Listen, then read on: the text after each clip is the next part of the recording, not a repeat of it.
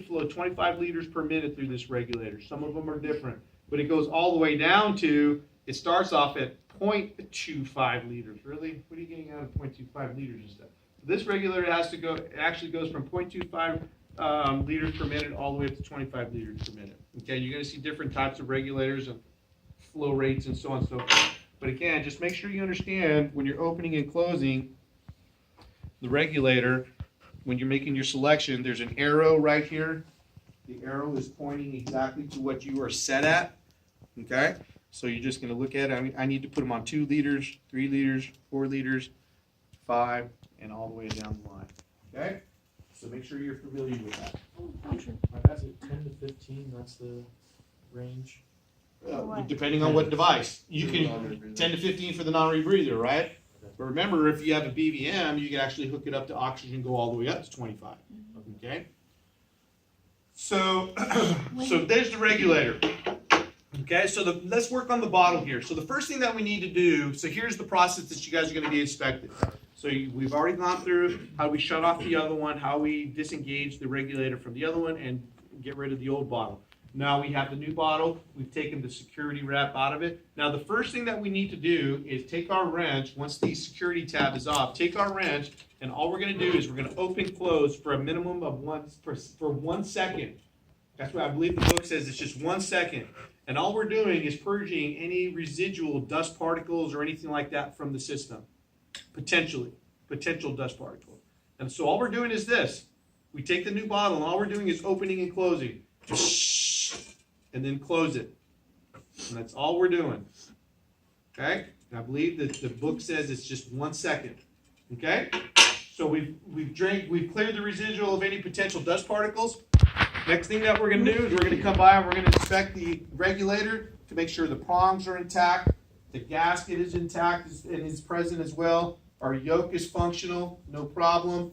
Okay? And then we're going to line it up and we're going to go ahead and connect it. Now, it should be pretty self-explanatory, just by design. If you look at it, obviously the 2 holes here, if you look at the prongs, it should be pretty self-explanatory of who sits where.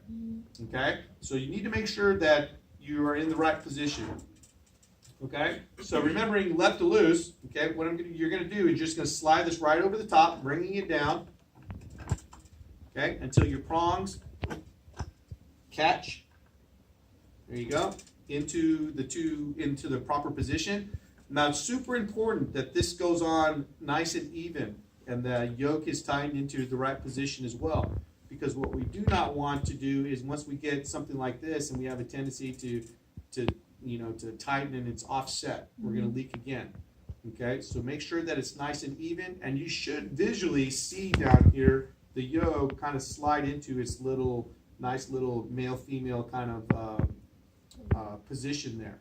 Okay, so once we find the right position, everything's looking good. Now we're just going to hand tighten. Okay, we're going to hand tighten. Okay, so once we hand tighten, the next thing that we're going to do is we're going to go ahead and activate the system. All right, we're going to activate the system. Once we activate the system, we're just going to go ahead and open the system up, left to loose. Okay, another turn. Now, when you do this, when you open it up, you don't have to continue to turn until the nut of the stem is fully. All you got to do is just open it and then do maybe another half or quarter turn, and you should be good. Once with a full bottle, once the system is activated, okay, you should see the needle on the gauge rise up to normal limits, okay, where it would say full on the regulator, okay, because certain types of regulators are only rated to take up certain type, so based on the regulator, that it's going to say full if it's compatible with that regulator. So it's going to read full for us, okay, and all we're going to do is just test the system. So you open it to 1 or 2 for just a couple of seconds. Good to go. Make sure, and once we're closed, we don't hear any leaking, any residual. Now, follow your local protocols. Some local protocols say, because now that I turned it off from the regulator here, is remember the system is still charged, right? Because I haven't closed the nut yet, so there's oxygen coming from here into the regulator. Follow your local protocols. Some say that it's okay to leave it like this. okay, until you're ready to use it. Put it in your bag when you're using it. Now it's ready to go. Some say no. If it's not in use, we need you to close it from the bottle itself, and then we'll open it, because just like any other gas, it expands and so on and so forth, right? And we have a tendency to leak and stuff. We get that little residual leaking. Temperature and all these other kind of things are going to cause these things to happen, right? So follow your local protocols in regards to whether or not we leave it open or closed, the system, whether we keep the system charged or we purge the system if it's not in use. So if it's, say we work for one of the systems that they say we need to purge the system if it's not in use, shut the system down. Okay, so remember at this point we're still good here and the system is still charged. So now we just need to shut it down. After checking it, everything's good to go. Now we just need to shut it down. The only thing that we're going to do is we're going to reverse the process. Again, we're taking our wrench, right to tight. Now we're closing it, right? And now we have nothing coming from here to the regulator. But we still have stuff in the regulator, that residual. So now all we need to do is just go back and drain it. We're going to see the needle go back down. Make sure we go back to the closed position. Okay, the mistake we do not want to make is this. Once we close the system, after it being charged, we shut the system down here, and we do not forget to purge the regulator, because it's still going to show I can be closed here, and now I'm not getting anything from here to here, right? But if I don't drain this, if I come up and look at it, it's still going to look as if it's charged, right? Now my partner's going to make the mistake. We need oxygen. She's going to go grab the cylinder. She's going to put the patient on the cylinder. She's going to open it, and for like 2 seconds, she's going to get until the residual in here is gone. So do not forget to do this portion. If you shut it down to store it, make sure you shut it off for here, and you drain the residual from here. Okay? So when it comes to the actual ports and where we're going to connect from, okay, the first oxygen cylinder port is going to be right here. This is our main O2 outlet port.